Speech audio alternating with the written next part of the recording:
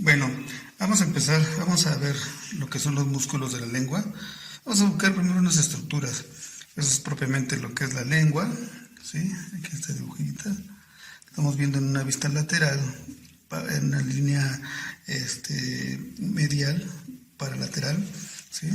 Y esto que vemos aquí, pues obviamente es el paladar, las estructuras palatinas. Y esto, si lo estamos viendo lateralmente, viene siendo la mandíbula. ¿Vale? Aquí que vamos a ver, en esta zona les dibujé lo que es el hueso o el proceso estiloideo, ¿sí? Que va a tener relación también con los músculos de masticación. Bueno, empecemos primeramente con el de arriba hacia abajo. Esto que vemos aquí. Es el tendón que se llama estiloioideo. Estiloioideo. Basándonos en estas estructuras, vamos a aquí también vamos a poner de colorcito lo que es el hueso yoides, recordando que también es importante en la masticación. Y empecemos primero con el de arriba para abajo. Este que se llama estilo gloso. El estilo gloso, como su nombre dice, de la apófisis estiloides, se dirige hacia lo que es debajo de la lengua. Toda esta zona es la zona del estilo gloso. El estilo gloso tiene la característica de que va a enroscar, ¿sí? O va a elevar los lados, así como cuando hacemos taquito, nuestra lengua, los que algunos pueden hacerlo, eleva los lados de la lengua y actúa junto con el genio gloso, que ahorita vamos a ver, junto con el genio gloso para formar como si fuera un canal para la deglutición. Un canal ahí junto con el genio gloso. Si nosotros nos vamos de este lado, vamos a ver este otro músculo que es el hiogloso. ¿Sí? El hiogloso es este músculo que estoy marcando aquí. Sus fibras normalmente van a ser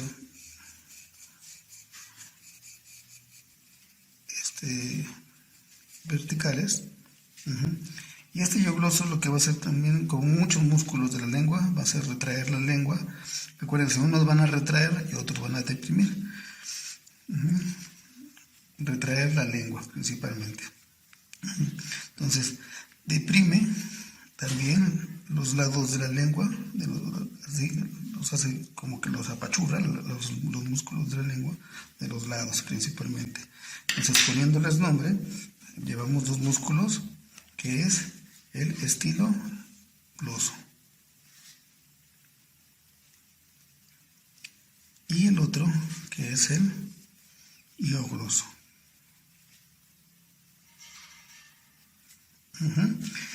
Bueno, entonces, de aquí vámonos a lo que es el genio gloso, característico el genio gloso, ¿sí? También sus fibras van a ser como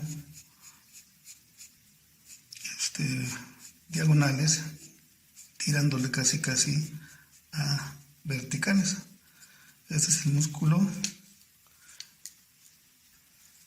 genio gloso.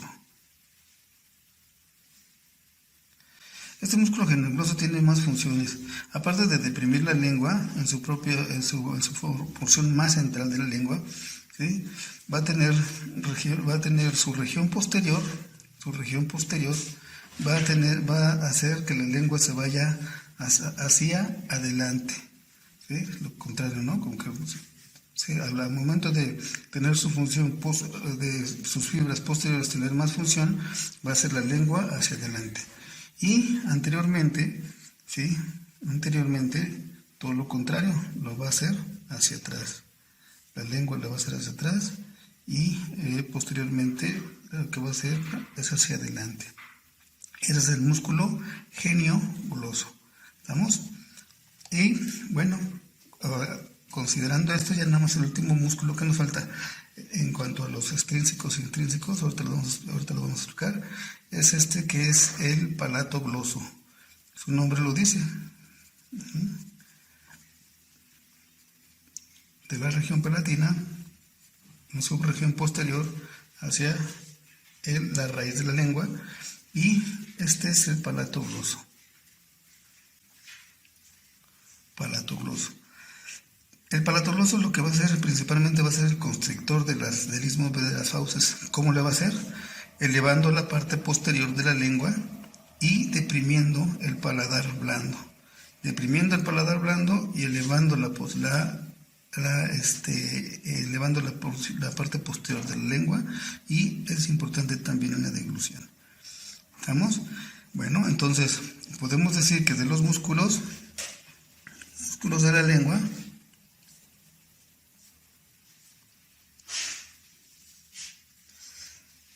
son unos que son extrínsecos, que son los que acabamos de ver: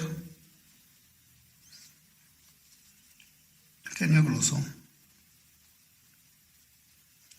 el iogloso, el estilo gloso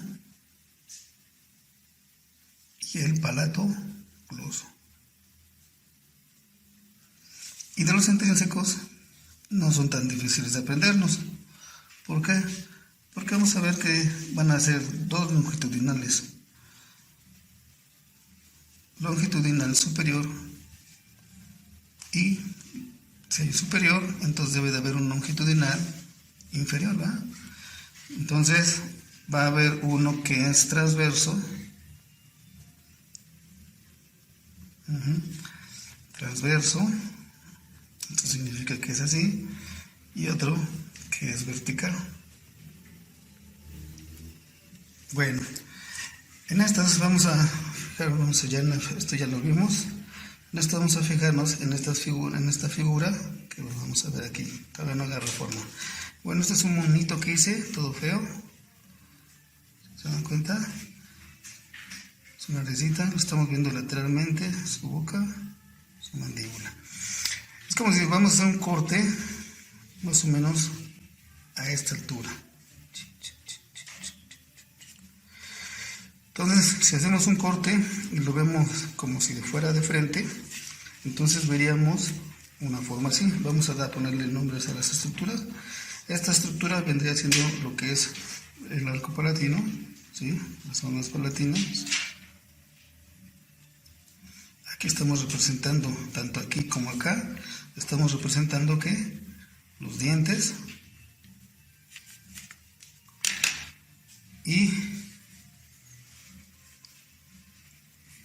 la lengua la veríamos más o menos de esta forma, ¿no? Así. Esto que vemos aquí es una línea que divide, que se llama línea intermembranosa. ¿Vale? Entonces, ¿qué tenemos aquí? Todo esto es cavidad oral, ¿verdad? Propiamente dicha. Y pues obviamente veríamos aquí todo lo que es el vestíbulo en estas zonas. Pero bueno, vamos a centrarnos en los músculos ahora, que son los músculos intrínsecos, considerando que estos músculos pues se encuentran en estas zonas principalmente. En estas zonas vamos a ver principalmente el longitudinal superior, pues aquí están como mezclados, ¿sí? Aquí podemos decir que están pegados uno con otro, incluso tanto el transverso como el vertical, ¿sí? Incluso están muy unidos, muy unidos. Y obviamente aquí va a estar el longitudinal inferior, ¿sí? Los ponemos así representados. Entonces, longitudinal superior, lo que son el transverso mezclado junto con el vertical, prácticamente están pegados. ¿Y qué nos falta? El longitudinal superior. Acuérdense, casi la mayoría, longitudinal inferior, perdón. Acuérdense, la mayoría, muchos protruyen o muchos, todo lo contrario, ¿no? Entonces, el longitudinal superior, su principal función es que va a enroscar la lengua igual pero longitudinalmente hacia arriba, longitudinalmente hacia arriba. Ahora, el longitudinal inferior va a ser lo mismo, va a enroscar la lengua longitudinalmente, pero hacia abajo, hacia arriba y hacia abajo. ¿Estamos? El transverso lo que va a hacer es protrusión, el transverso lo que va a hacer es protrusión de la lengua, y el vertical lo que va a hacer es aplanar y estrechar la lengua.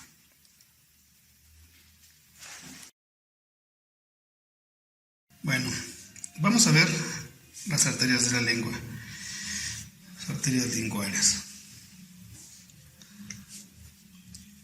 Bueno, su principal irrigación va a ser de la arteria lingual. Pero, ¿de dónde viene la arteria lingual? Arteria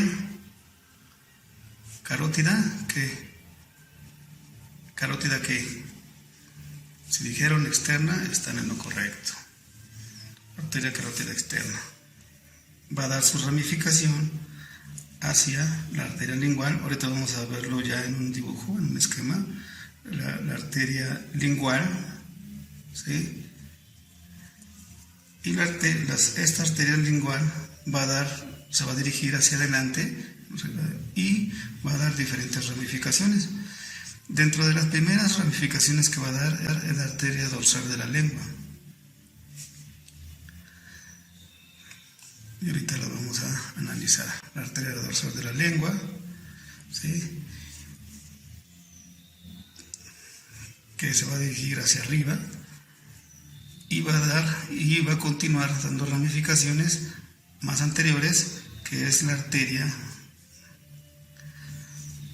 profundas, hacia arriba, las arterias profundas también hacia arriba, y estas después van a dar diferentes ramas más anteriores, que son las arterias, la arteria sublingual principalmente. Ok, vamos a analizar este esquema. Vamos a analizar bien este esquema. Y primero veamos las estructuras.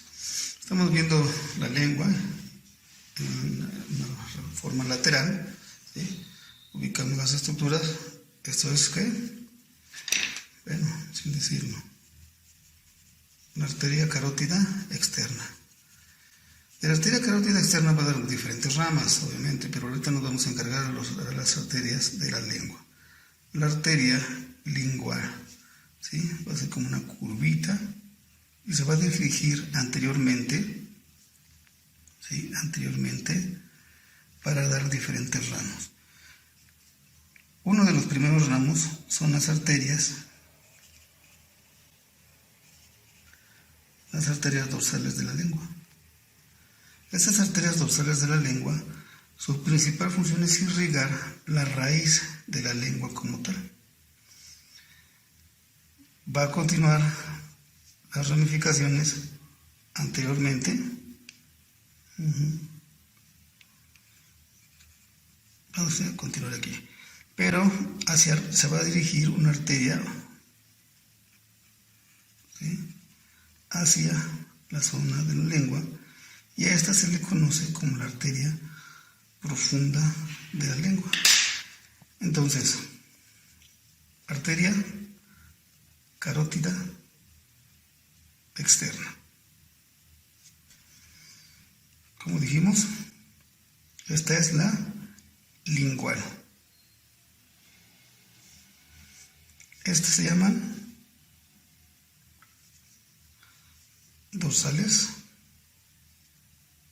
lenguas dorsales. Esto que puse aquí es el hueso yoides, como referencia. Aquí lo puse en la mandíbula, los huesillos que aparecen, ¿no? Entonces, las arterias dorsales continúan para irse hacia las arterias profundas de la lengua.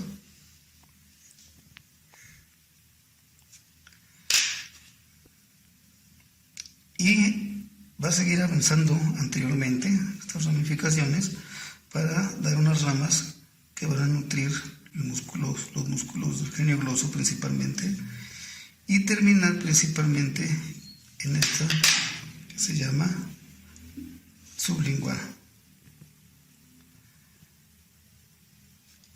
Aquí esto representa una glándula que está debajo de la lengua. Entonces principalmente va a irrigar las estructuras propias debajo de la lengua, principalmente lo que son las glándulas, la glándula sublingual como tal. Arteria carótida externa, la lingual, las dorsales, las profundas que van a irrigar, principalmente van a dar más ramificaciones obviamente para dar la irrigación hacia toda la lengua, pero sus principales vasos van a estar en el suelo de la lengua. Anteriormente se van a dirigir para dar ramas hacia el genioglosso y desembocar y terminar en la arteria sublingual, que va a irrigar el piso de la boca junto con las glándulas sublinguales. ¿Estamos? Esto es con respecto a arteria lingual. Entonces, ya por último vamos a ver lo que es la inervación de la lengua como tal.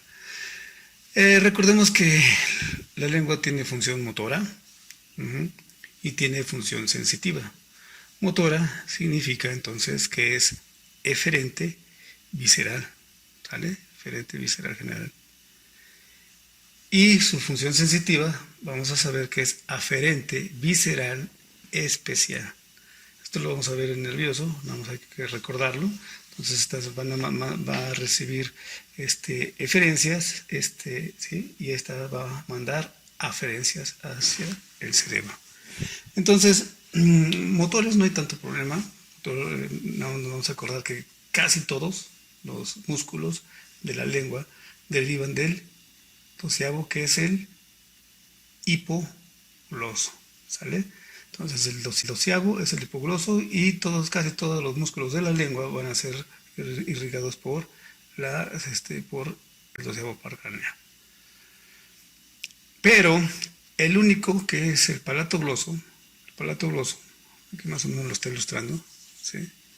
Va a ser del plexo faríngeo. El plexo faríngeo va a ser rama del vago, ¿sí?